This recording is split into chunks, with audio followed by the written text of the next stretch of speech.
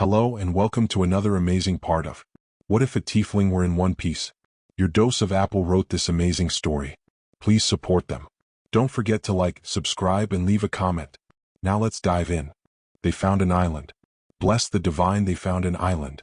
Day 2 into this hellish sickness plaguing their first mate, and they found an island. It was a winter island, so not exactly the warmest climate, and Carrie was a little upset that she was finally forced to wear her sandals. Carrie, I swear to whatever gods you pray to, I will kick your ass if you get frostbite on your toes. But that was besides the point. They were on an island, which meant Zoro could see a doctor. Well, okay, so backtrack. They found an island, as was already established. They had found this island after being attacked by some randos, which may or may not be the king of this place. Upon arrival, they were threatened by the entire populace of the island, resulting in a very awkward standoff in which Luffy apologized for his behavior of demanding help and instead asked a bit more politely. This was all well and good and was even reciprocated successfully. Carrie had opted to stay behind to guard the boat, and Karu too, but the bird seemed content to keep a wide distance from her, and awaited her crew's return with a healthy Zoro. Speaking of the man, Zoro had made a very sickly attempt at fighting Sanji, trying to carry him. Seemed the last few days did nothing for his demeanor, and Carrie had managed to rouse him just enough to threaten bodily harm if he kept up the macho act. He cut that shit quick, but that might also be due to the fact he just plain passed out. And so now Carrie was alone. On the boat. Very cold. Carrie spares a look to Karu, who had seen fit to hunker down on the far side of the deck and watch Carrie like prey watches a predator.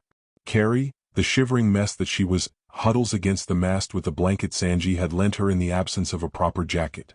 Because of all the clothes they bought at Logetown, apparently they didn't buy anything for colder climates. Because of course they didn't. Which was all fine and good, she could fight a little frostbite. Okay, she was miserable. Her anxiety over the whole situation was not resolving anytime soon, and being alone on the boat was doing nothing to help stave off her horrendous thoughts. It was decidedly not pleasant. Okay, well, maybe she wasn't entirely alone, but Karu didn't seem all that willing to engage in conversation. But hey, worth a shot anyways, right? So, Carrie starts like the dimwit she is. For all the charisma in the world, no amount of good chatter skills would help her with an animal handling requirement. You're a duck. Karu stares at her before emphatically quacking. Right. Sometimes Carrie wonders if she would have made a good druid. And sometimes she follows this thought up with an appalled look at herself from the third person for ever having thought up the idea. Sighing, Carrie leans back and lets her head fall back on the mast, staring up into the gray sky. Karu seems content for the time being, ruffling his feathers and just overall giving duck behavior. She wonders how in the world this place could have no magic but then have shit like giant ducks. No less how the arcane seemed like an improbable concept and yet devil fruits could exist.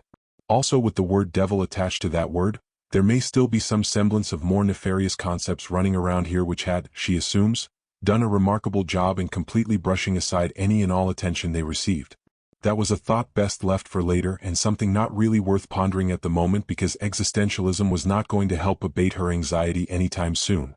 She also didn't have someone like Nami to throw a shoe at her and tell her to knock it off with the otherworldly shit. So really there was no win with thinking down that path at the moment. With a great heaving sigh not too dissimilar to a dog that has never worked a day in its life and yet sighs like it has, Carrie rolls her head over to Karu. The bird having glanced over when hearing Carrie's overweary sigh.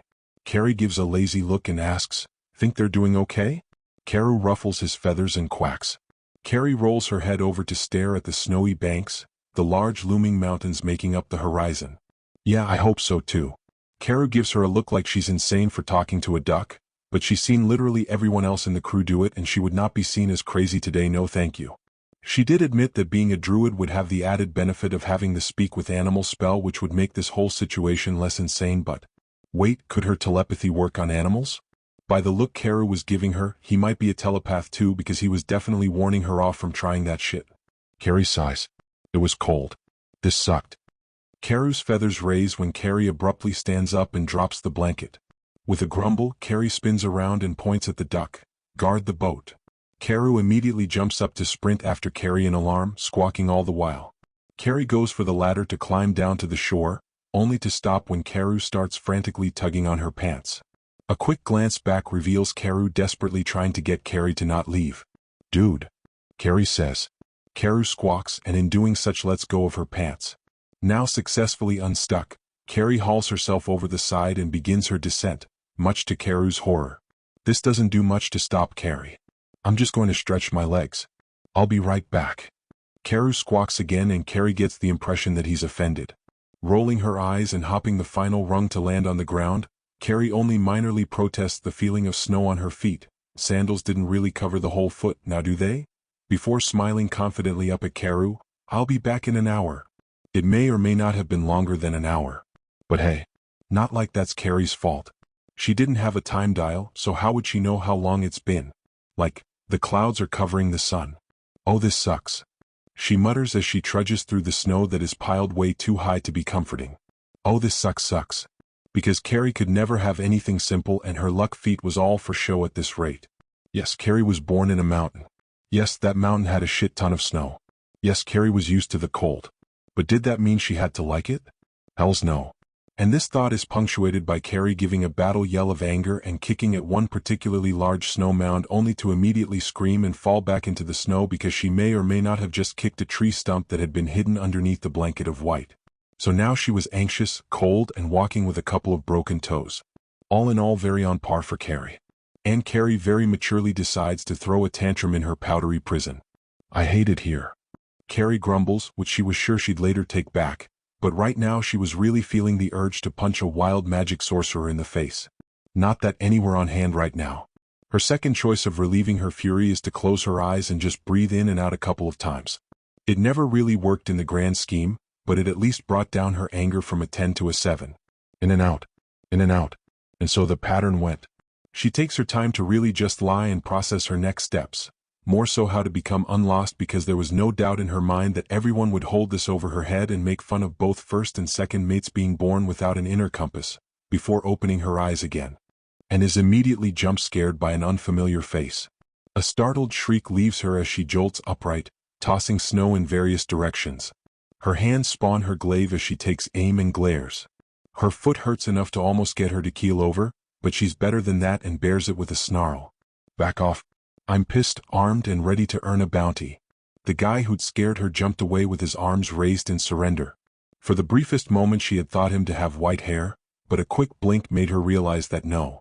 This guy had brown, bordering black, hair, and the snow was really doing a number to her visuals. That also made Carrie realize it was beginning to actively snow, because the gods on this island must really hate her. Yet it seemed her vigilance only resulted in a bewildered laugh from the man. It was a laugh that Carrie might often correlate with her captain. Loud, joyful, and overly free. And, when Carrie squinted just right, this man looked like the striking image of her captain. Maybe a bit older, a bit more full of grit, but by the divine it was like looking into the future. A bit of scruff on his chin, yeah, a bit of wrinkles at the corners of his eyes, laugh lines carved into his flesh, but wow if it didn't look like the visage of Luffy. Her observations were immediately interrupted by the stranger waving his hand in her face and thus pulling her back to the reality that this was not her captain and she could very well be in enemy territory. Her glaive went right up beneath the stranger's chin as she glared daggers and hissed, "Who the hells are you?" All right, the guy eases, sounding nowhere near as nervous as one should be with a glaive at their neck. And then he has the audacity to push her blade away. Let's not be too hasty. Too hasty? Well, now Carrie's just offended. And the guy just smiles at her. Much akin to Luffy's all sunshine and rainbows and not a damn thought in his head smile. This guy was giving her weird vibes. Readjusting her glaive to be aimed back at the guy's neck, Carrie narrows her eyes and hisses, "Who the hells are you?" There's a brief flicker to the guy's eyes that almost makes his eyes a bit more vacant, though it could just be the snow that seems content to keep hammering down on them. Then the guy is smiling that ever-joyful smile again. "I'm Binks." Carrie falters and blinks dumbly at the guy, weapon falling away from being in lethal distance. "I'm sorry, Binks." The guy, Binks, gives a joyful hum of confirmation. Something feels really off about the guy. Her skin buzzes. Her ears hummed with static and whispers. It's not her reaction as much as what's underneath and writhing beneath her flesh. The thing long tainted by intention best left unsaid. Something about Binks makes her wary by proxy. If the arcane rides in his presence. "So what are you doing all the way out here?" Binks interrupts, his words making the gooseflesh ripple. He shoves his hands in his pockets and, wow, she really hadn't taken the time to give the guy a full look over because the dude's outfit seemed outdated by at least a couple centuries. And this was coming from her of all people. Binks continues as if Carrie hadn't been overlooking his general vibe. Seems awfully far from your crew. Carrie stiffens. What makes you think I'm part of a crew? Her caution is apparently ignored as Binks waves his hand at her. A local might know to dress a little warmer. Hey. Carrie guffaws, dropping her glaive upon deciding she'd beat this guy's ass with her own 2 hands if push came to shove. She folds her arms, both to be petulant and to stave off the cold, and says, well, maybe I happen to like the cold. Your tail looks like a popsicle stick. And maybe that's the aesthetic I'm striving for. The guy's head tilts, and again there is this brief vacancy in his eyes. But he's still cognitive. It just was almost like he's listening to something. Then, his expression peels into a gleeful grin as he bursts out laughing. It's full and ringing like church bells. And again it is so very luffy. But unfortunately Carrie isn't laughing as she can only stare at this guy who clearly has a couple screws loose. The feeling of her flesh writhing is back. Yet before she can even hope to think it over, Binks is coming down from his laughing high and wiping at his eyes where sparkling tears had begun to bead. He takes a few seconds to breathe again before he fully calms. Sorry, what were we talking about? What the hell's is wrong with you? Carrie guffaws because now this was bordering on disconcerting. Binks just continues to smile. Maybe Carrie was dying. Maybe that's what's happening. She knew there were rumors about final moments in the world where stranger ethereal beings would visit you in a last-ditch effort of making sure you lived.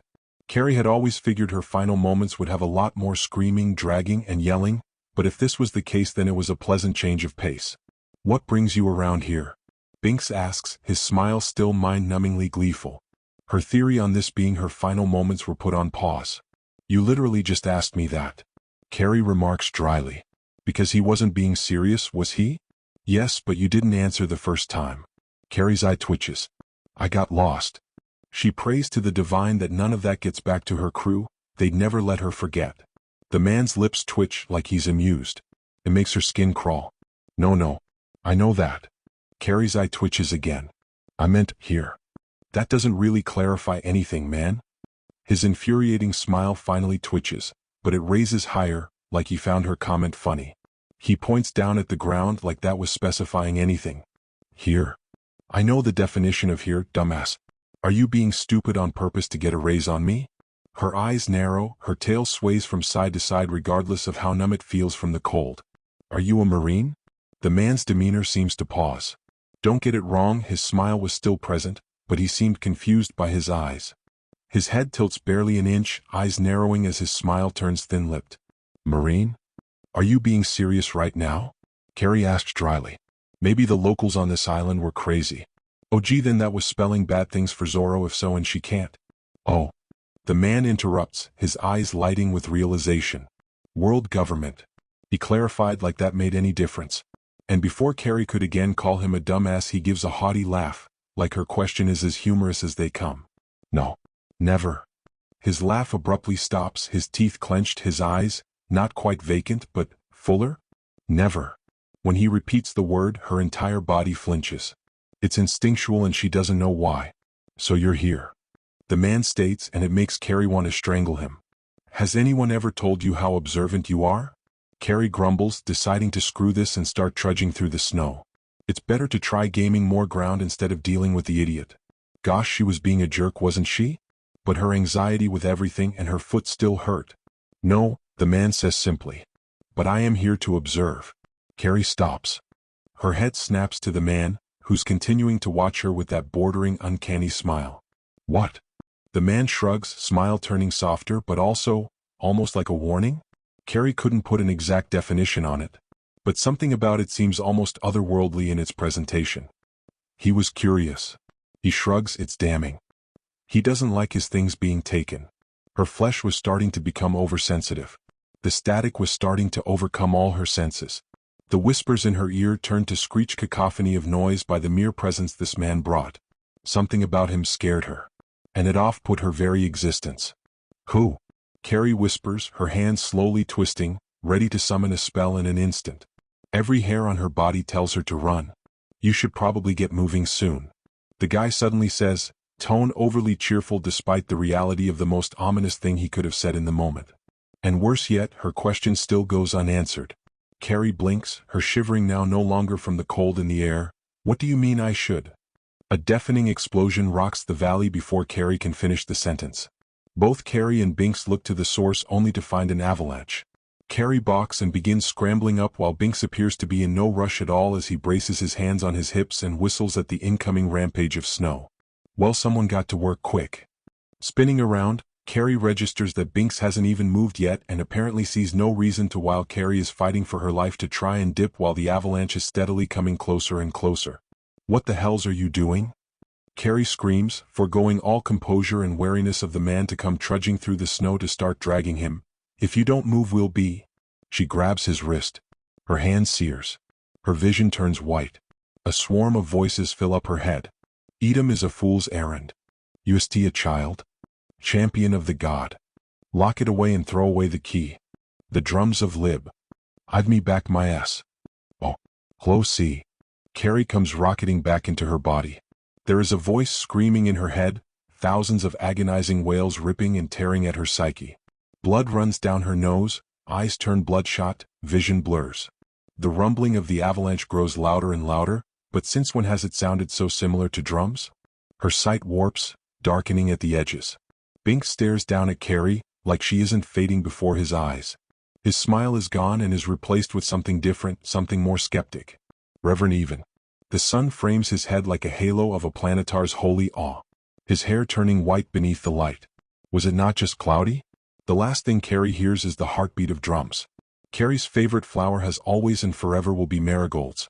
Outside of the temple, just far enough away to where it didn't cut an imposing view, marigolds grew in a massive meadow. Their golden hues like miniature suns, bright and beautiful against the pale gray sky. The grass beneath threading braids and covered by the beautiful blooms. They swayed in the cool breeze of the mountain, shivering with each gust. Acting fragile and yet so very strong-rooted. She'd escaped the temple early in the morning, right before the masses rose. She'd sit in that little flower field, hidden and small, and watch the sun rise to greet its tiny descendants. And then Carrie too it would greet. Its warmth a gentle caress against her chilled skin, chasing away those cold fingers of the cavernous ruins. Just warming her up and making her feel alive. The little girl would sit there for hours if she could, frolicking in the marigolds. But reality came with ever colder truths. And she'd drag herself back to gray walls and cool stone. To eyes that watched her with uncanny reverence, and yet never approached without wicked obsession. To chants unfit for a child's ears yet forced to still partake. "Little dear," the speaker would say, "why so glum? She misses her flowers, she thinks she misses her sons." "I don't know," she says instead, her hands folding and turning. "Woke up wrong." "Woke up wrong?" The speaker would question, his expression quivering like this was both remarkable and unacceptable. How can one so blessed wake up so wrong? Carrie cannot answer it quite yet. She isn't of the age where she truly sees her flesh. Her lack. "I don't know," Carrie says again. The speaker hums, his eyes dancing with something of ill intent misplaced as kindness. He takes her hand. It's always so callous, so wrong. His flesh that of grassy knolls and rotten skin and yet formed to mortal visage. He does not look it, but he is it. Well, that cannot do. The speaker says, his smile ever present, ever cruel. "We love you." His words, what should be so kind instead always filled her with stomach-turning nausea, ever present, ever repeated. They would travel the temple, each member telling her how much she is loved, how much she is a blessing. Their eyes obsessive, their skin that of active decay. The hand never left hers. A shackle of flesh. She was at an age where it was faux enough. Her mind convinces her that this is care, this is love. Her temple of stone and rotting mortals. Her prison of friendly obsession and worship. At the end of her day she will lay awake in her stone room, bare of trinkets, toys, and any bright hue. She hears the members of the temple screaming their rejoice for a god who wants them dead, who wishes them to rot. And she convinces herself that this is enough, even when it's not. And yet still she'd think back to that field of marigolds, to those flowers so warm and mimics of the sun. She'd like to be a marigold then. Perhaps finally she'd feel as if she were one. Chopper was having a pretty odd day all things considered. Possible pirates, were at the castle. Having brought up one of their own and pleading for help when none would come. They were being treated now. Dr. Kureha insists that she drag the lugs into surgery and treat them sooner than later. And by the green-headed one's pallor, it was clear it was needed. That dumbass is 2 steps away from fist-fighting a reaper. And I doubt he'll be able to stand on his own 2 feet with the shoddy patch job they did in stitching him back together. But that was beside the point. There were Very likely upon further review, pirates at the castle. And all he could do was pace. Dr. Kureha insisted that he patrol the perimeter of the castle because wherever there were pirates, there was bound to be trouble following. And the absolute last thing they needed were a bunch of unruly pompous asses coming in and running amok. Dr. Kureha's words, not his. So here he was skirting the outside of the castle, wary eyes full of caution as he took his sweet time in making his rounds. And that's when something decidedly odd happened. Turning to the far side, not too distant from the entrance, there was a brief flash of light. So bright that Chopper had to cover his face in surprise. A threat maybe? An attack on his home? The minute the light drops, he's prepping to sprint forward, to attack and defend the only place he'd ever known as home. Second home. Though the sight that greets him stops him short. There was no attack, no alarming sign of battle. There was in fact, nothing of note. Well, now he was just plain confused. He didn't smell gunpowder, he didn't hear any charging battle cries, it seemed weirdly calm if not for the bright flash. In fact, the odd nature of the reality almost had him falling back, right up until he spotted a patch of rust red in the snow. He blinks in surprise, shuffling closer until he is safe enough away but also safe enough to get a proper look. And get a look he did. As Chopper wouldn't know but everyone else surely would, Carrie was strewn out in the snow. Knocked out and down for the count. Her hand dangerously peeled from a burn so grievous that it had even Chopper wincing. She was gradually being showered in more and more snow, while he stared down at this stranger and wondered just who she was. Chopper spared a quick glance at the castle and another back to our Carrie. He gives an overweary sigh, kneels down to haul up this new patron, guffawing at the sight of the limp tail. A monster like him, perhaps? He stands there with the snow pounding down on him before he starts trudging for the castle. As Carrie would have you know, she comes to against her will. She doesn't exactly remember falling asleep, but by the divine did she prefer it when reality was being this miserable. Her head was pounding something fierce, and the thought of opening her eyes right now filled her with a palpable dread. For some ungodly reason one of her feet and one of her hands were weirdly numb. She also thinks that there may have been a chance her numb foot was propped up. Overall, it was a very weird and very confusing experience. Also, this position was doing a number on her tail. And that was the winning thought to make her begrudgingly open her eyes. Only to be greeted by a stone ceiling and what might be the most ominous decor she's ever seen.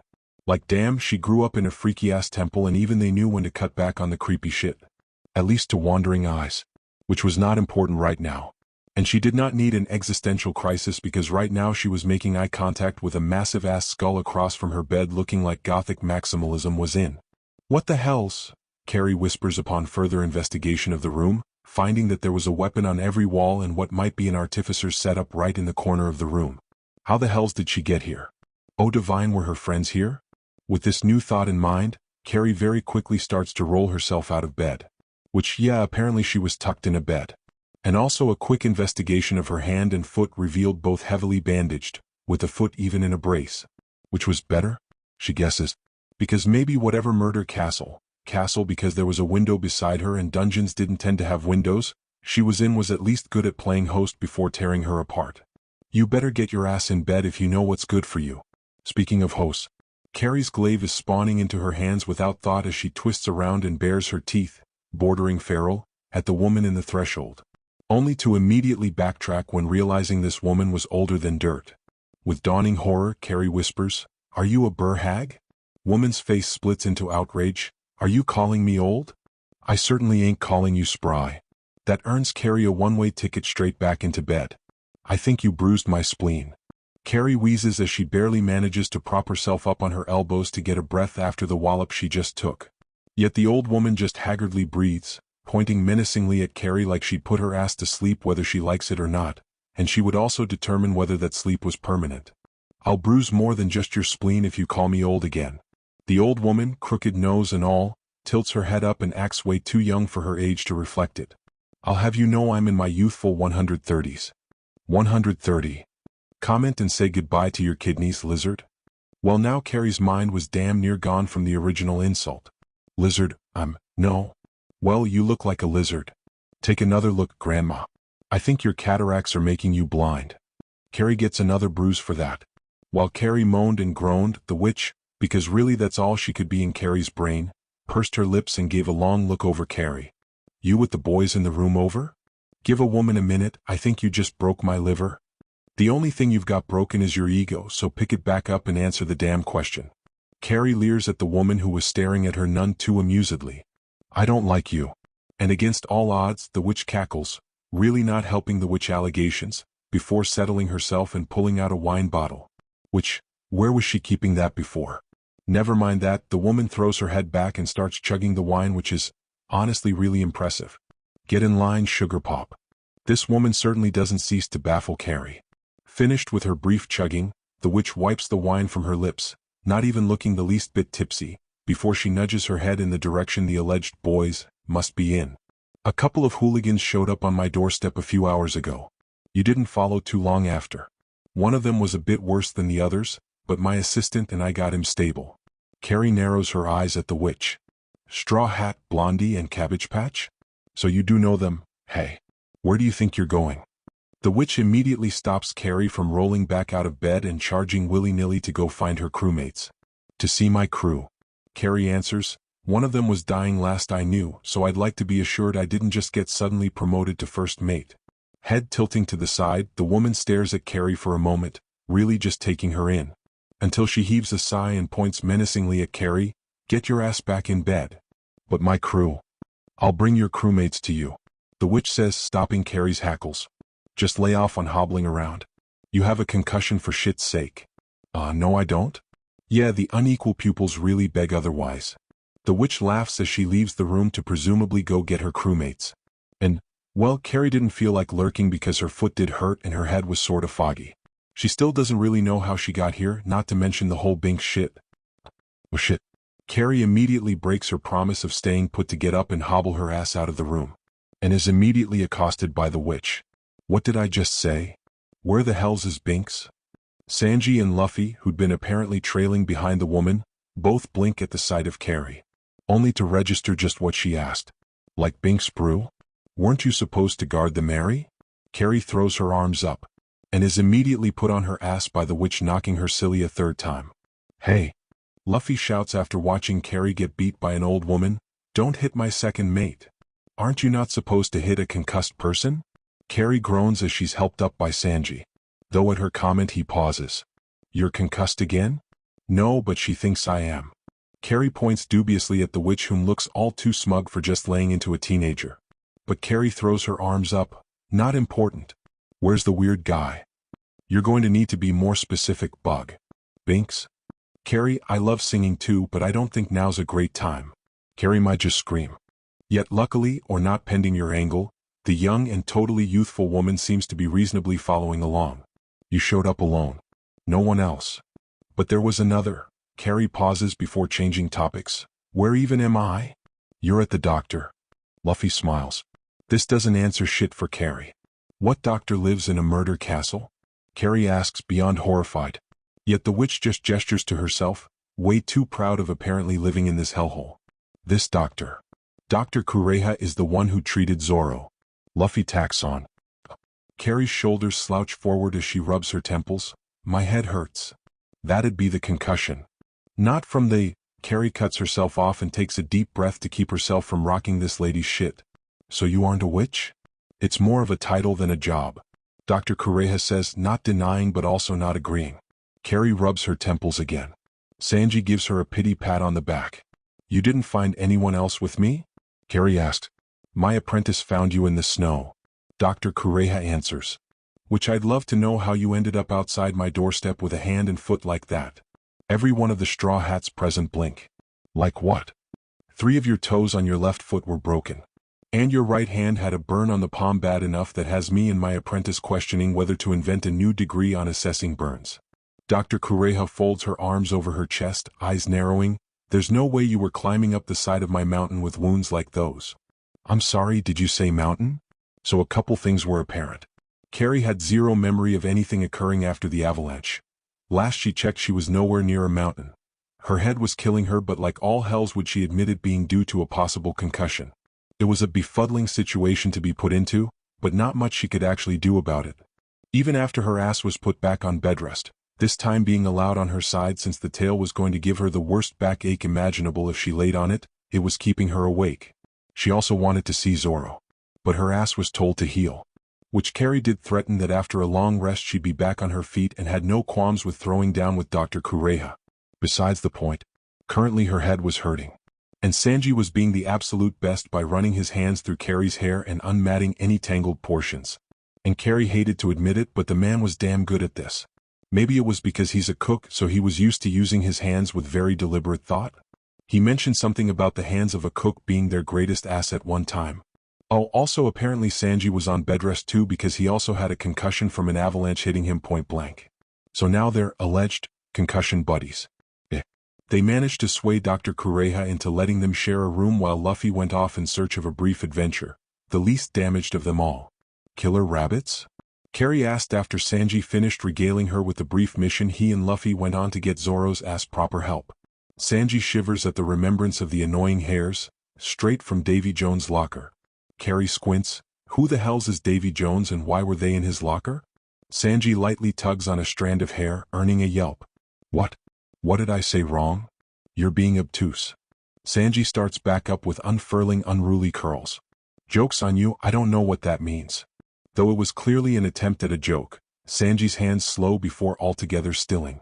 And the previous methodical untangling is exchanged for contemplative braiding. The silence lingers and Carrie looks up at Sanji with furrowed brows, unsure as to what she said that made him suddenly so off. Sanji? Can we talk about it? Well, now Carrie was very lost. Expression turning to confusion, Carrie stares at Sanji like he'd gone and made a pact with a lich. I'm not following. Sanji, deliberately not looking at Carrie as he braids and intertwines her hair, frowns. You can't read. Okay, Carrie wasn't really sure what her joking about not knowing what obtuse meant had to deal with the topic of her reading comprehension. I can read. Carrie responds, tone that of a question. A little tense too, but more so just confused. No. Sanji responds shortly, tying off one strand of braid with a flourish before moving on to another bunch of hair to part and weave. I don't think you can. Well, now Carrie was just offended. Ah, Carrie says, pulling away from Sanji and giving him an offended look. I think I know whether or not I can read. Again that tension still lingered. Sanji, hands hovering from where he'd been braiding and yet to fall even when Carrie had pulled away, stares at Carrie. His expression carefully neutral.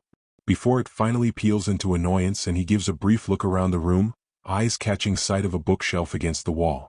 With abnormal focus, Sanji slides off the bed, marching for the shelf without thought. Carrie watches him off with growing panic, sputtering while he begins a careful look through of the contents. I don't think Dr. Kureha will like you being out of bed. Her words go ignored while Sanji takes his sweet time in looking over the titles on the spines. His eyes light up when spotting one novel, easily pulling the old thing from the shelf, blowing off dust that's accumulated before walking back and tossing the book at Carrie.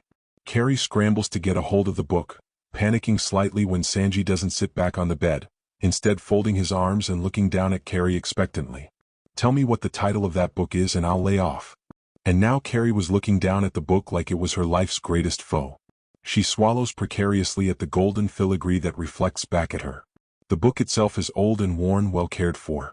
Its well-kept glory doesn't do much for the fact that Carrie has no clue what the title is.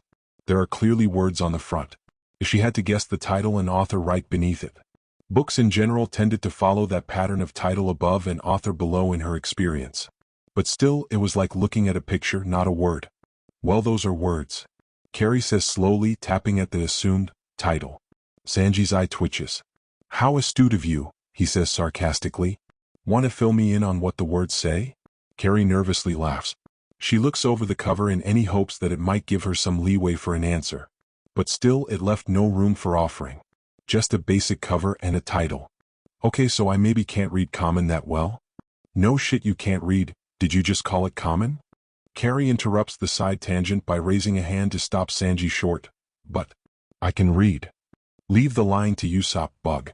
Eye twitching, Carrie scours around before her eyes lock onto a nearby desk. With blatant determination, Carrie rolls out of bed and marches over with Sanji on her tail. Weren't you just talking about Dr. Kureha not wanting us out of? Shut up, wheat stain. Carrie hisses, coming up to the desk and glaring at the contents until her eyes lock onto a pencil. She snatches it up without thinking, flipping over the cover of the book she'd been lugging until it lands on the blank back of the cover. She starts writing. Whoa, bug, maybe don't vandalize. Carrie ignores Sanji and continues scrawling until she makes a harsh dot and spins the book to face Sanji. What Sanji sees is complicated. It's not chicken scratch, that's for certain. He was sure that anyone might think it such on a first glance, but further inspection definitely showed something more unique. The first word that comes to mind is runes. Something that he might imagine carved into stone, warning of omens far beyond mortal comprehension. Another word that comes to mind is ponglais. Though these letters and sigils look far looser than the banned language. Similar but off.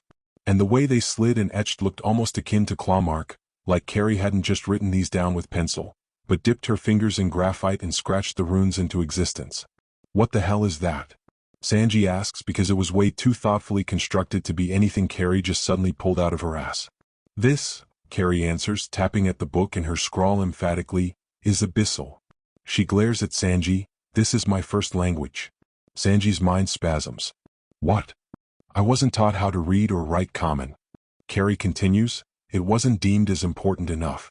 But I was taught abyssal. You? Sanji trails, staring at the unfamiliar language. He lightly steps forward to pull the book closer, squinting at the runes carved into the sheet. Nothing comes to mind at the sight of the archaic text. He pauses, closing his eyes and taking a deep breath. Okay, so maybe you can read.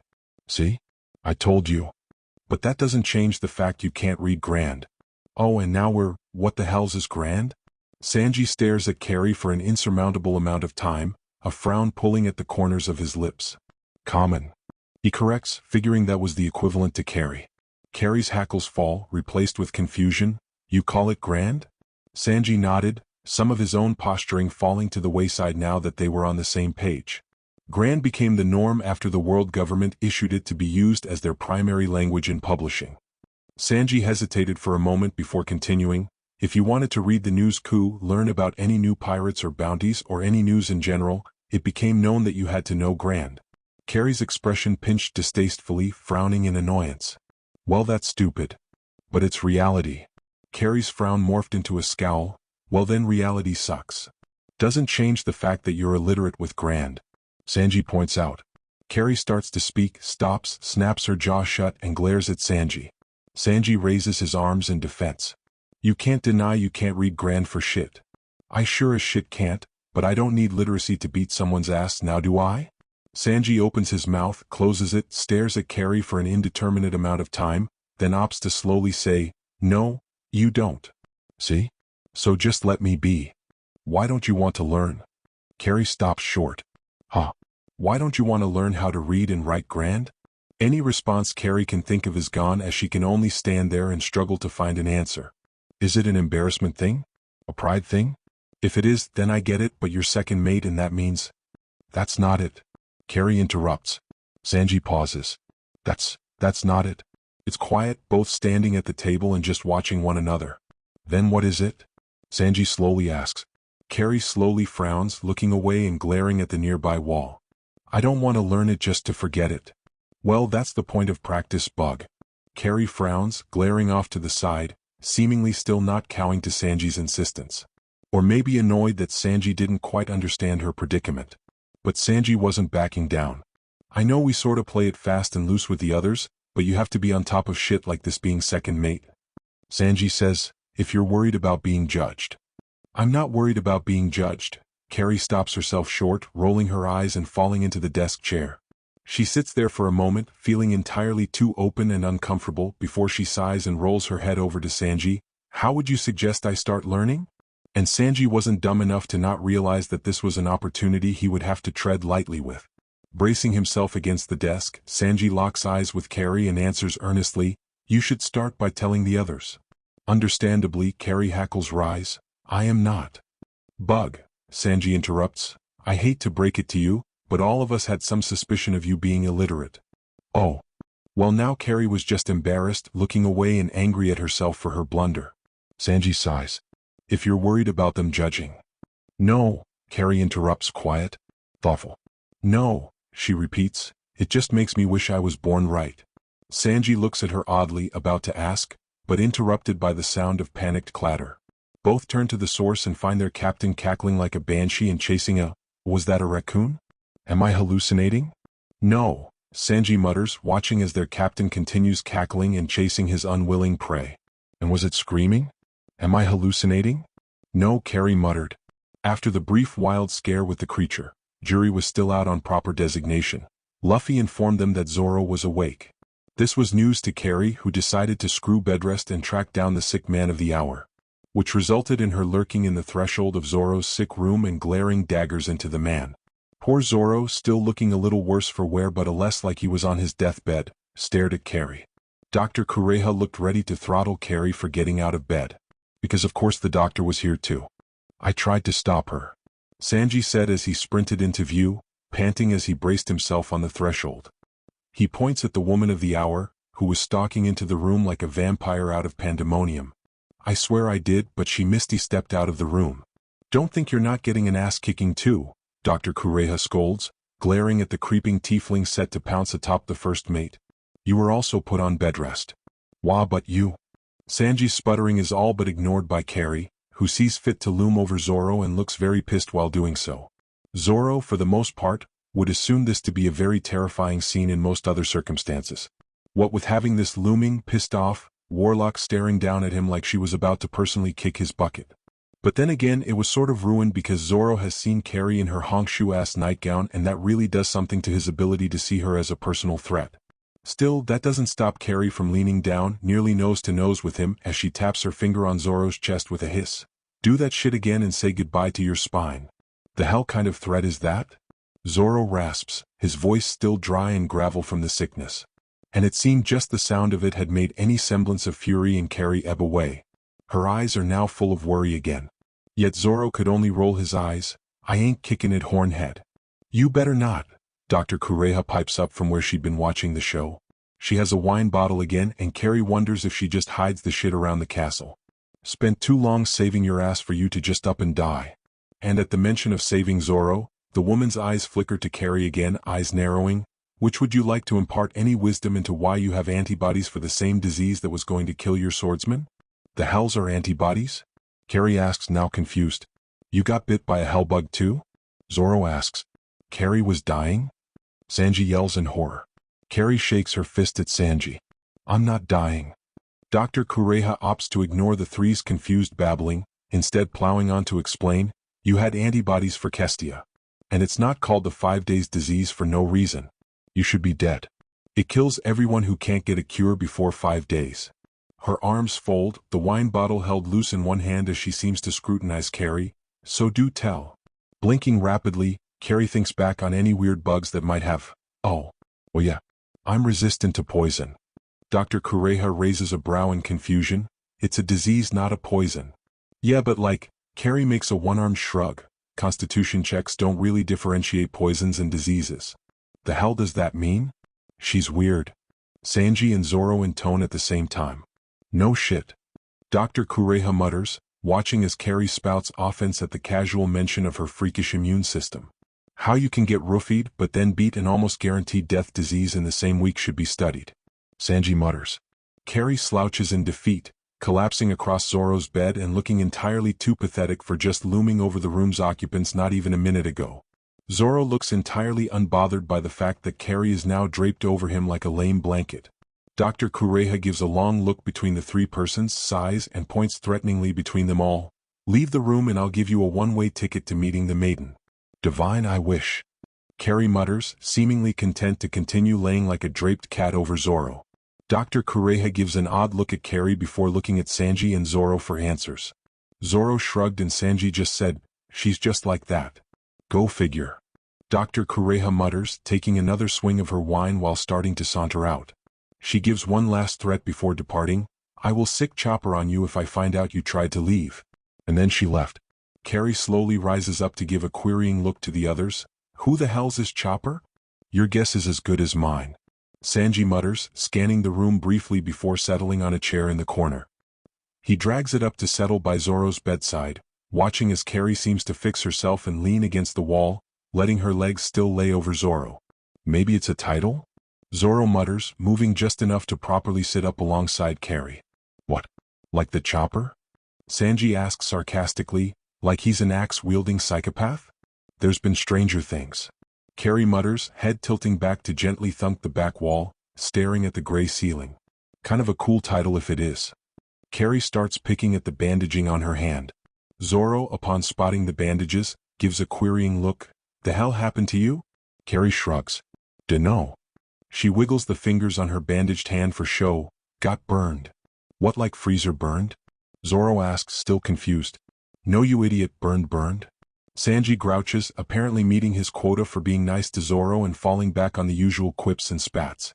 Zoro doesn't immediately fall for the bait, instead looking at Carrie in confusion. How the hell did that happen?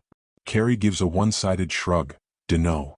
She lets her hand fall back to her lap, picking at the bandages again, eyes distant. Just popped up here with a burn on my hand and don't remember shit on how. Zoro's eyes darted to her braced foot. And the foot. Little to say, Carrie's nonchalance turned a bit more embarrassed. I may or may not have kicked a tree stump by accident. Both cook and first mate stare at Carrie. The Sanji has to turn his head away and cover his mouth to stifle a laugh.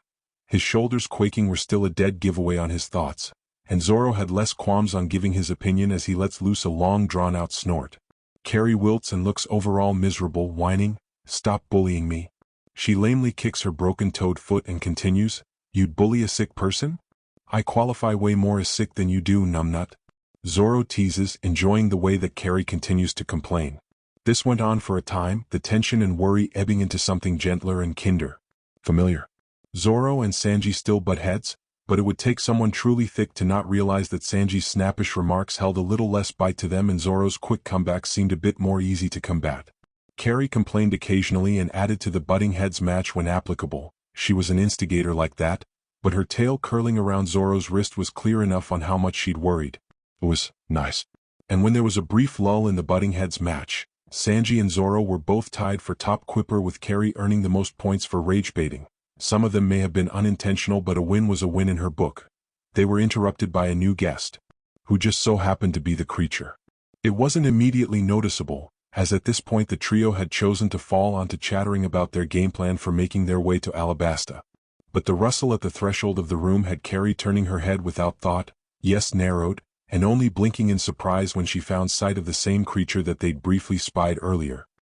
He ducked when noticing Carrie's attention, and subsequently the rest of the occupants' attention, and Carrie couldn't help but fight a smile. "I think you're doing that the wrong way."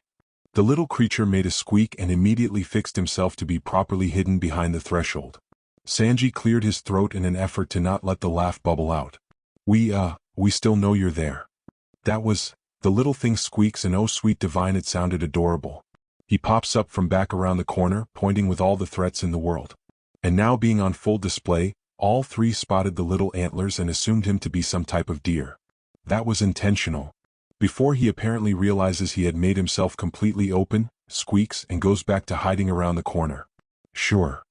Zoro mutters, trying to figure out what was happening and whether or not this was his last fever dream before death. The little thing glares for a moment before tentatively peeking his head more fully around the door, keeping his eyes down.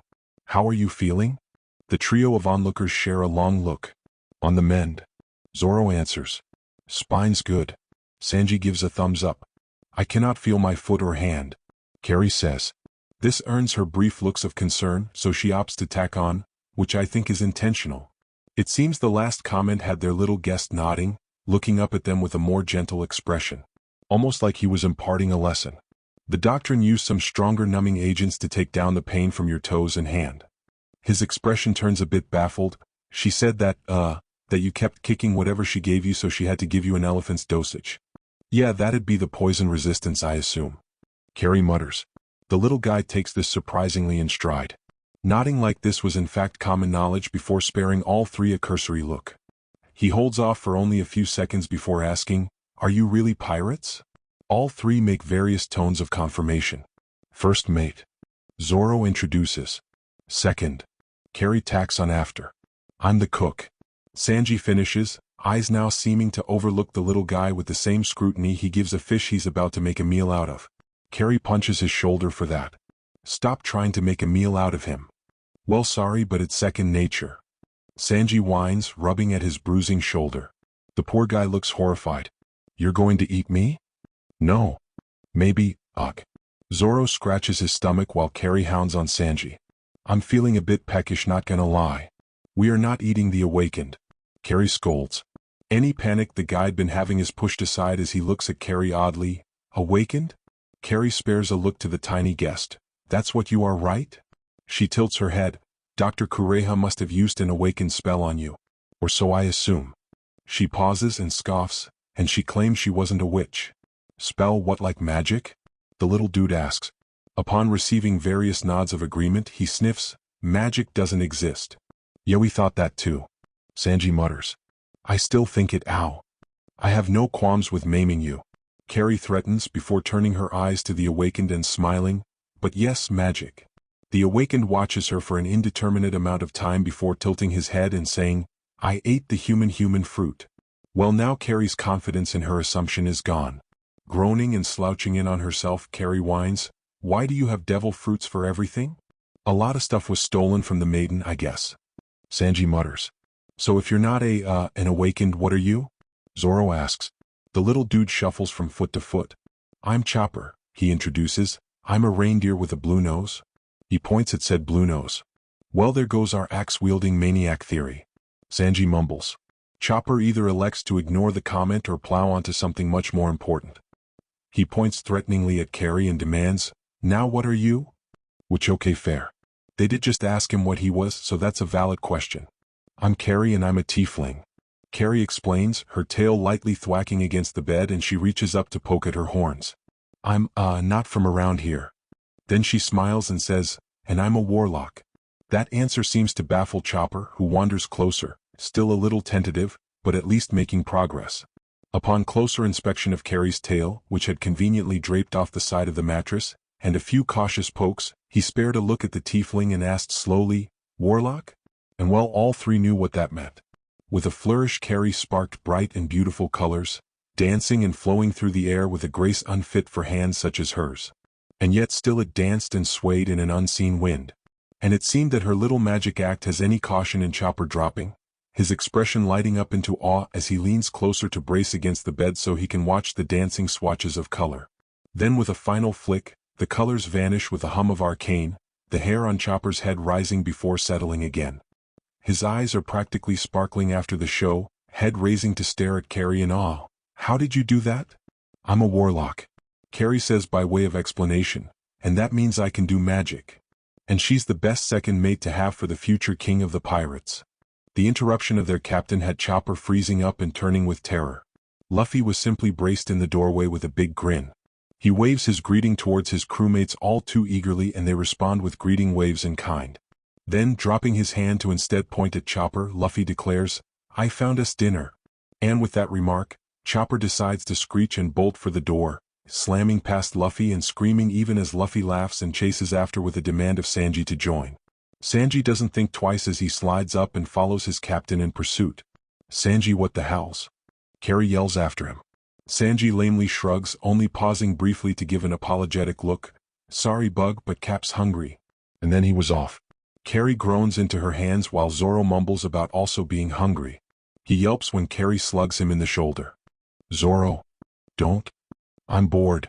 Zoro groaned and lightly kicked Carrie from where she'd been sitting at the end of the bed. She yelps and falls off the bed. Not that Zoro gave two shits.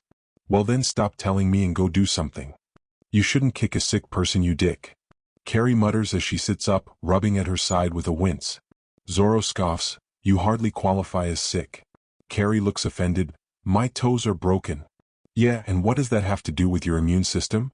Zoro glares, not to mention you're already back on your feet with your weird-ass long rest bullshit. A long rest can solve any damage I take.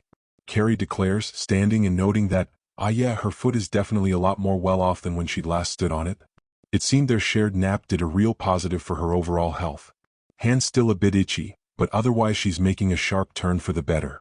Zoro rolls his eyes, then let me take one more on. He turns onto his side, back facing her in a cue for Carrie to leave. Go bug someone else and let me get better. Seeing that Zoro had essentially told her to get lost, Carrie grumbles and marches out of the room. Good luck for her. Dr. Kureha wasn't anywhere nearby, and that meant she couldn't yell at her for walking around. And that's just what Carrie did.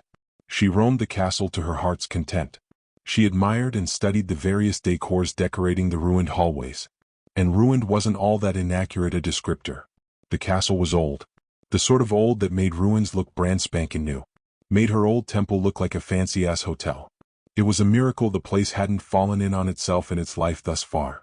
No less, an even greater miracle that the roof hadn't caved in with Luffy's wild antics of just being present within the space. It was also clear that whoever had lived here prior was all but erased from existence by Dr. Kureha's moving in.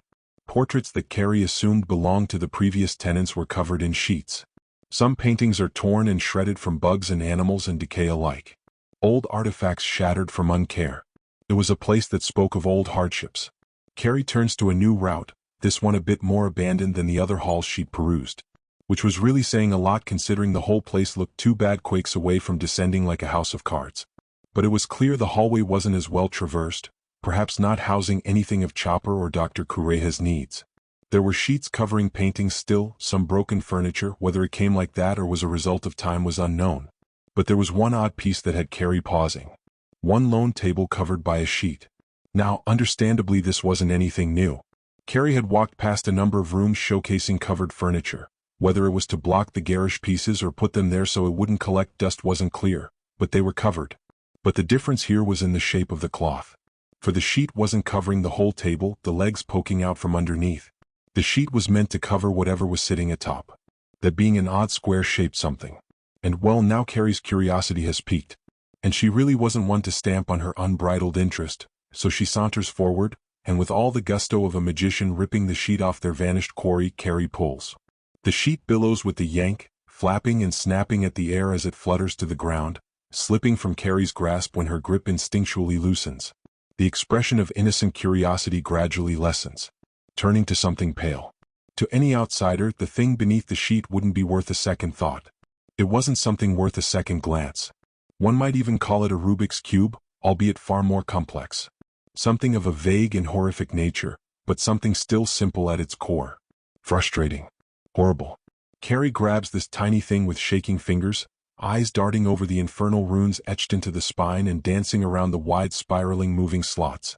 Though made of metal, the thing is uncannily warm, almost burning. But it doesn't cause her skin to sizzle. It doesn't make her flesh peel. It just sits in her palm. She needed to find Dr. Kureha. Luckily, Dr. Kureha was quickly located. She was outside the castle at the front gates, and even more luckily she was with the others. What the hell's lady?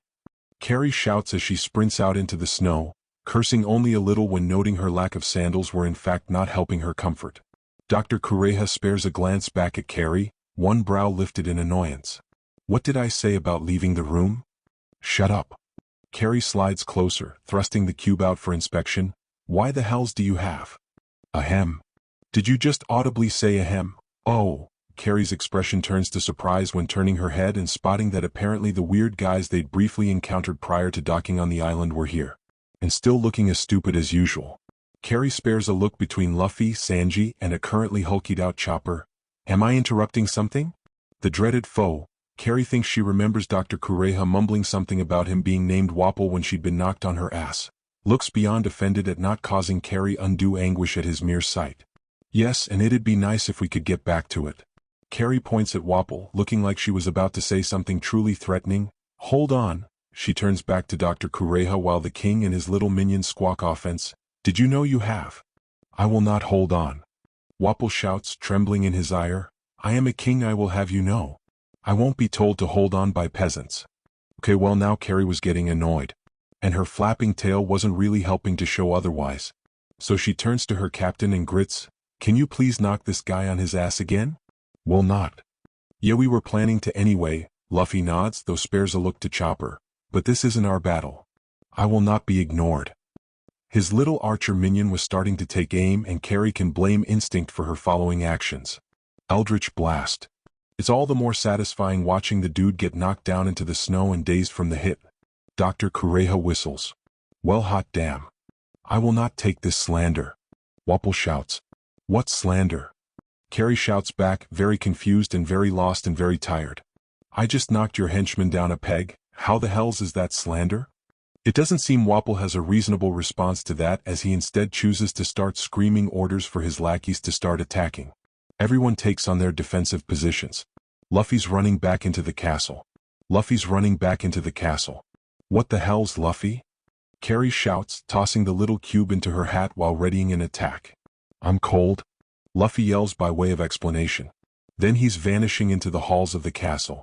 Sanji is quick to pull Carrie away from pursuing and maiming their captain. Watch it.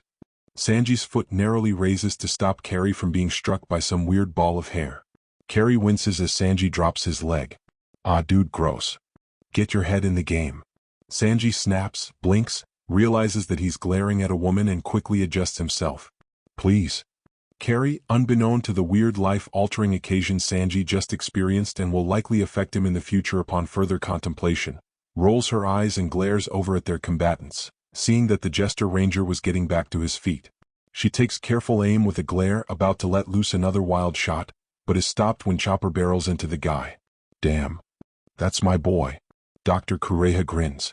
Though any semblance of pride is brushed aside when her eyes snap over to Carrie, who seems to be doing an impressive job of standing around and doing nothing like the final tag-along in a group project. She throws a thumb over her shoulder. Get your ass back inside, lizard. I'm not a lizard. Carrie hisses. Yeah, she's clearly a bug. Sanji tacks on, his tone flipping back to his usual demeanor, though perhaps a bit more tentative. He narrowly dodges one punch from the Wapple henchman. And seriously, what was this guy's crew? A jester and a boxer were a weird-ass combo. Like the jester made sense, but some run-of-the-mill boxer? Like, dude, what? I am not. Lizard. Buck. Don't give a shit. You could be a crustacean for all I care. Dr. Kureha glares at Carrie. Your ass is still healing, so plop it back in the sick bay. My ass is fine. Carrie protests. I took a nap. Like a nap's going to. Carrie duck. Hearing her captain's order, Carrie does so without a modicum of hesitation. She doesn't even question how he returned so fast, just falling prone and watching her captain's arms spring forward to latch onto Sanji's prepped kick.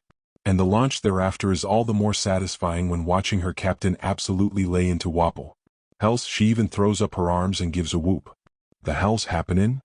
Heads turn to spot their drowsy swordsman leaning against the threshold of the entry gate, rubbing at his eyes, stifling a yawn, and cozily draped in his blanket he'd dragged from bed. Zoro's appearance gets varying reactions. Mosshead. What the hell are you doing here? Can't you see we have this handled? You straw hat pirates are the worst patients I've ever had to treat in all my 130 years. Zoro. Come to join in? You look like you just crawled out of the grave. Zoro glares at Carrie for that final remark. Well, I was enjoying a nice nap until I heard the building start to shake. He pulls his blanket around himself and mutters, figured I should leave before the ceiling caves in on me. Dr. Kureha rolls her eyes even as Luffy and Chopper are laying into Wapple and crew. The ceiling won't collapse on you, you big baby. Zoro squawks in disdain, and where normally Carrie might let it go and let Zoro wallow in his suffering, Carrie couldn't help but add, no, the castle does look old as shit and like it's gonna come down any second. Why, you little? Zoro sneezes and rubs at his nose. Dr. Kureha is on him like a hawk. You look like you're about to fall over. Then her eyes flicker over to the belligerent Carrie. And you still have broken toes. Hey. Carrie hisses, the background of Wapple giving some battle cry while still being pummeled distant. I'll have you know they're significantly less broken now. Oh yeah. Yeah. Sanji's beating the living daylights out of the boxer now. Dr. Kureha grins from ear to ear like the cat that got the damn cream. Prove it by walking back to the medbay.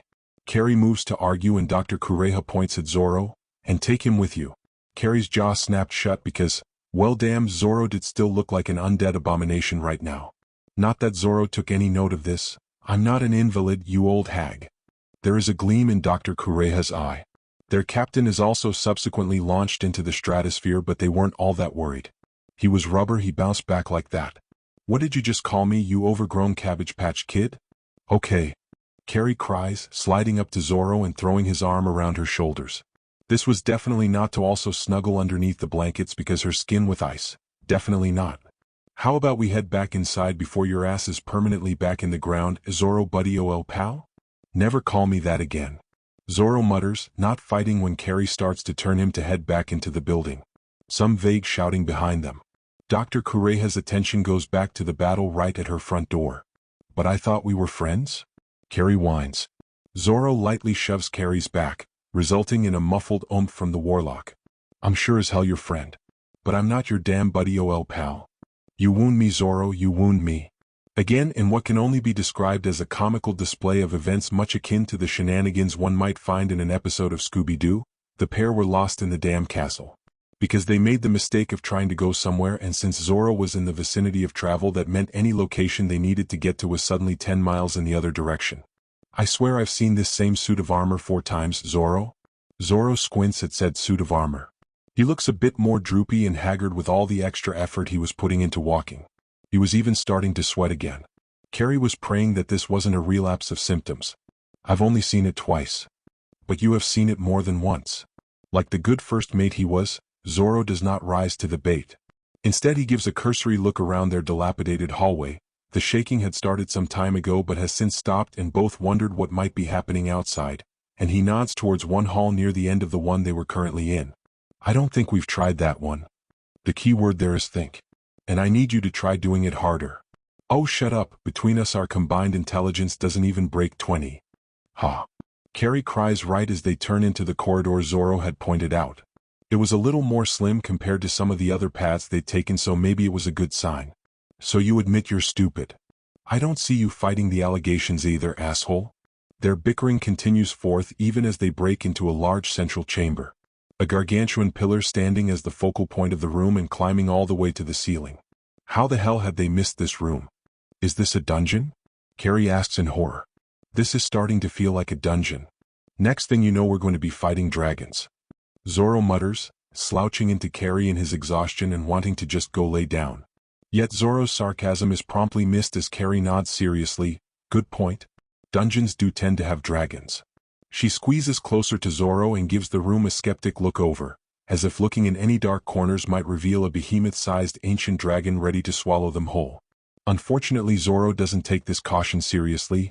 Are you serious right now? Dragons don't exist, idiot. Zoro, if you weren't sick, I would toss your ass over this ledge and let you fight whatever dragon you encounter by yourself. Well, then I'd be fine, since I'd be fighting nothing. Ahem. Carrie twists her head back with a glare that could melt steel. Would you not interrupt? Oh hey, Wapple's behind them. Oh shit. With a hurried spin, Carrie is immediately propped in front of Zoro, summoning her glaive and taking careful aim at the enemy that should be out front getting beat to pandemonium and back by their captain. Her teeth glint and she looks akin to a rabid animal at the moment. Yet Wapple can only grin. Well, I was wondering where the mongrel had run off to. Zoro's face twists in disdain at the name. Carrie is none the wiser, continuing to bare her teeth in a snarl as she hisses, and this mongrel is about to give you a first-class ticket to the abyss. The term gives Wapple a very brief pause, perhaps wondering just what Carrie was talking about, before his eyes flicker towards the large central column. It lingers there for a moment, and there's an odd franticness to his eyes that has Carrie pausing and looking at the central pillar. There was a small doorway at the bottom, something scrawled on the side that Carrie couldn't hope to discern. Damn, Sanji was really right about the whole reading shit, wasn't he? Eyes flickering back to Wapple, Carrie narrows her eyes, tense as a bowstring. She feels Zoro grip her shoulder, a silent weight of assurance. Zoro was too down for the count to properly fight, so it fell onto Carrie. They stood there, tense and waiting for the first move. Wapple's foot shifted and Carrie moved. With a careful twist of one wrist, resulting in an echoing snap, Wapple's feverish focus turns pained as he collapses to a knee and holds his head in both hands, a cry of alarm interrupting his mission. And without further ado for the rest of her action, Carrie turns, grabs Zoro's wrist and starts booking it. What the hell, Hornhead? Your ass is getting in bed whether you like it or not, and that dude looked like he was gonna eat us. Carrie looks at Zoro with twitching eyes. I do not want to get eaten today, Zoro. Get back here. Wapple shouts behind them, doing an incredibly good job of keeping on their tail after the hell migraine Carrie had forced upon him. Though he hadn't shaken all the effects, a familiar ping in Carrie's head told her exactly how close he was to them. Carrie started up an inspiring mantra of, get the hells out of Dodge, get the hells out of Dodge, get the hells out of Dodge, while she continued sprinting with all her might. Poor Zoro wasn't doing much better, barely managing to keep up. He looked about 2 steps away from collapsing. They start traveling down, and Carrie is really hoping that Zoro is right in the whole there aren't any dragons here bullshit. But little to say they reach the ground floor in record time, and the flat field offers at least a little in the way of reprieve. I hate it here. I hate it here. Carrie mutters, spinning back around as she resummons her glaive, having dropped it in the frantic run down. She's back in front of Zoro, lowered into a defensive pose. Zoro is haggard behind her, huffing and puffing and barely able to get his head on straight as he struggles to not pass out from the overexertion. But luckily for them, Wapple was equally as out of shape and was even more haggard than the pair combined as he struggled to get down those final steps. When I have my castle back, my kingdom, I'm outlawing stairs. As it turns out, Carrie really isn't feeling too hunky-dory at the moment and isn't up for banter. Eldritch blast, bolthead. Wapple slams into the wall, the stone cracking beneath the strength as he groans and slides down in a daze. Carrie and Zoro stand there in the quiet for a moment while Wapple struggles to get his bearings. Can we make another break for it? If I start running anywhere again I will kill you. Geez, okay, sorry for trying to break the mood. And during the convo, Wapple had recovered and was back on his feet, looking like he really was ready to eat them alive. Oh, you've done it now. Get ready to face my... Wapple hits the ground hard by Luffy using him as a springboard. Luffy crouches atop the giant oaf as he peers at his first and second mate. He grins like an idiot. Hey Zoro. Hey Carrie. How are you guys doing? Better now that you're here. Carrie mutters, falling to the ground and vanishing her glaive as she was assured her captain could take it from here. She would have you know she'd normally be more than willing to beat some sense into the wayward king, but her foot was starting to bug her. But that definitely wasn't due to her toes being broken.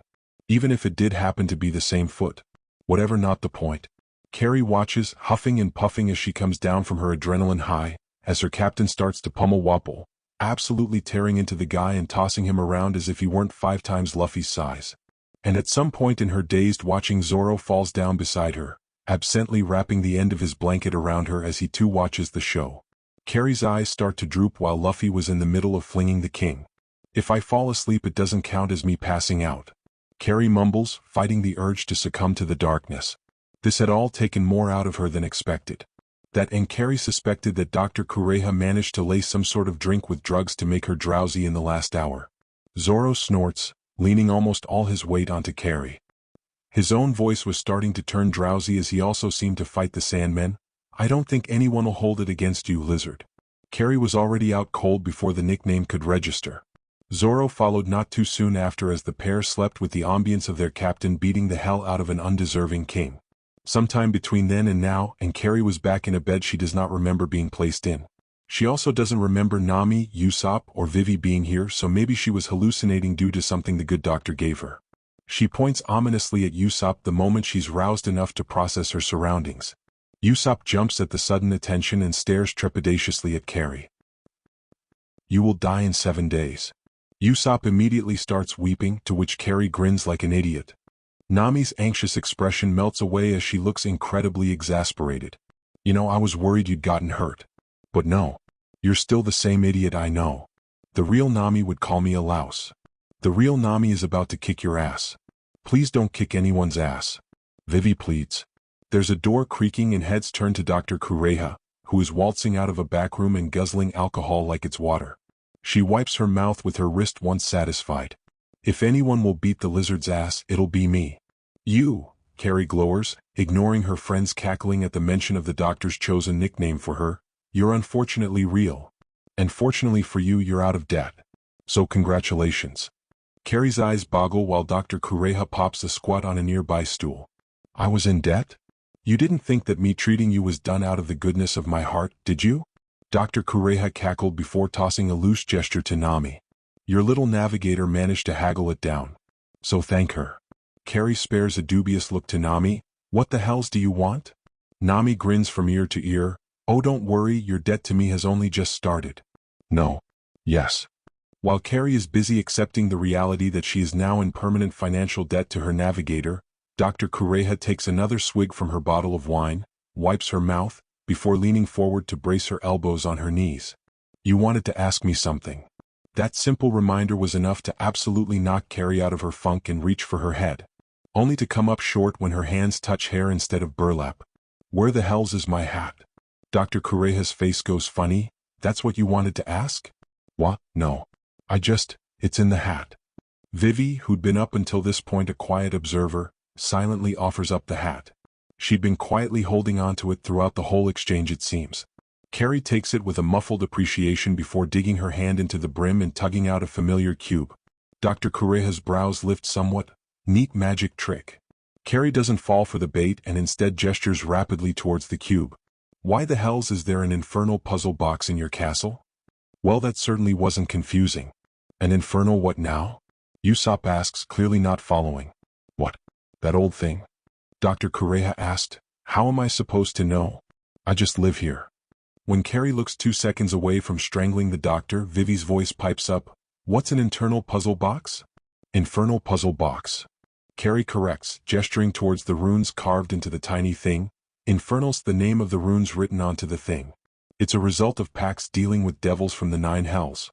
This shit, she lifts the box and waves it around, is dangerous shit. And it shouldn't be here. Dr. Kureha looks offended. Well, like I said, I just live here. And that fancy box came from the previous tenants. And unfortunately he's been kicked to the curb. So it's not like you can ask him. Carrie groans and flops onto the sheets, the puzzle box fumbling out of her hand while doing so. Usopp, always intrigued by little gadgets such as this, doesn't hesitate in reaching out to pick it up. He overlooks it for a moment before testing some of the little sliding joints and pieces. So it's like a fidget cube? A fidget cube from hell. Literally.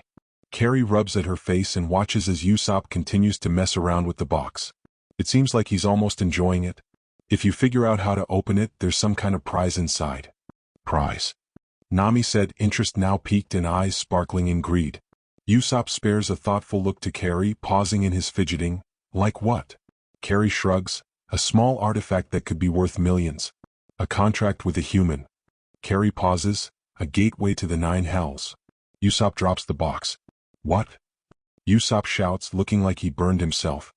He spins and glares at Dr. Kureha. Why the hell do you have that? Dr. Kureha glares. What the hell did I just say? Nami's hand eagerly picks up the cube and examines it, much to the room's horror. Her eyes are still sparkling as she grins at Usopp. But Usopp, money. Yeah.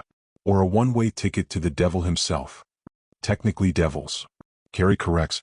There's more than one? Take the damn cube. Dr. Kureha interrupts, looking both amused and annoyed at this little conversation. I don't give a shit. I have no need for devil boxes. Usopp looks offended at the idea of taking the infernal puzzle box with them, but Nami is none the wiser as she tosses it over to Carrie, who is quick to thrust it into her hat. And with that finished, Dr. Kureha is standing up and stretching before sauntering off again. And with that, I'll be taking my leave. I better not catch you trying to leave. She pauses at the door, sparing a look over her shoulder. Your swordsman and cook are in the room over. Exits to the right, left, then down the stairs. She points dubiously again. Don't let me catch you now. And with that she was gone. They all just stand there for a moment. Why the hell would she tell us to not leave, then tell us where the exit is? You're such a moron.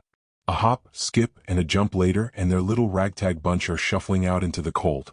Luckily for them, this time they were properly bundled, namely Carrie, and were more than ready to get back on course. Alabasta waits. Guys. Luffy grins, sitting up from where he'd been making snow angels. You're all better. All of them glance at Sanji, who was being dragged out of the castle by his foot. They turn back to their captain. Yup. Nami grins. And Luffy, all too eagerly, thrust his hand towards the nearby woods where the reindeer of the hour is still watching them anxiously. I'd like to introduce our new crew member. I'm not your crew member. Chopper shouts. Luffy continues to grin. Yes, you are. Chopper looks close to blowing a gasket. But I'm a reindeer. I have antlers and hooves and a blue nose. His expression trembles. Of course I want to be a pirate. But I'm not human like you are. I'm a monster. I can never be part of your group. But I wanted to thank you. Thank you for, Chopper's strong front falters, asking me. Silently, everyone looked at Carrie, who was scratching at her face with a screwed-up expression. Okay, but I have red skin, horns, and a tail. And I'm pretty sure I'd qualify more as a monster than you. And I'm still part of the crew. Chopper seems to falter at that. I mean? But it seemed like Luffy had enough of the excuses. Their captain throws up his arms and orders, shut up and come with us. It's loud and it's so very Luffy, but it seems to do the job. Chopper's eyes well up with tears and there's this nervous hope in him now. But his expression slowly lights up, like the sun just starting to peek over the horizon. And he, along with the rest of the crew, is introduced to that addictive idea of freedom. And with the confirmation that Chopper would be joining their lot, they patiently wait as he said his goodbyes to the Mad Doctor.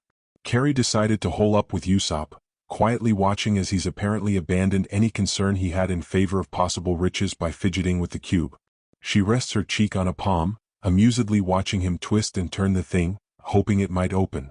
I feel like I'm onto something here, Usopp said, poking at one set of runes that caught his eye. This one says plague, right? Yup. Carrie pops the P. Usopp moves his hand to gesture to another set, and this one's jaundice. MHM. He's grinning from ear to ear. That must mean they're related then. He lifts the box up to peer at it from a different angle. It's like a puzzle, word, fidget game all in one. With the prize being possible death. Carrie tacks on. We are staying positive and assuming the prize is riches for my mental health. Luffy pops into view and leans in close at the mention of the game. What about puzzles and games? Carrie found a cursed fidget toy. Nami answers, smiling all too happily, with riches inside. Or death. Death is unfortunately still a possibility.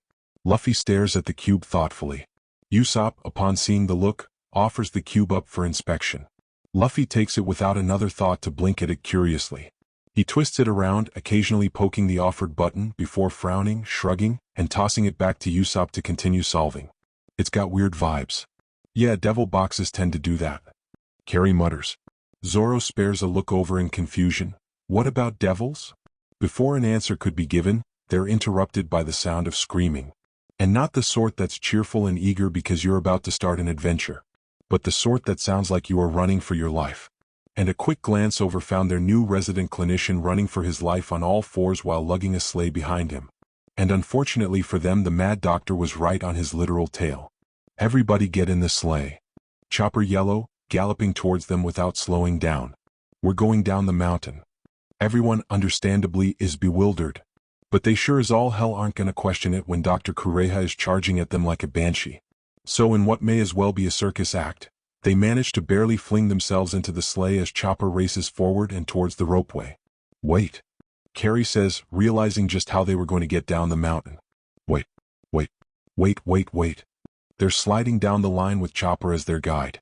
Each in varying states of sanity as they realize their method in reaching the ground. Luffy cackling as he dangles off the back of the sleigh, just holding on with stretched arms. Carrie is clinging onto the nearest person and screaming alongside a few others. They reach the ground in record time, only mildly emotionally compromised. Zoro shoves Carrie off him. That was fun.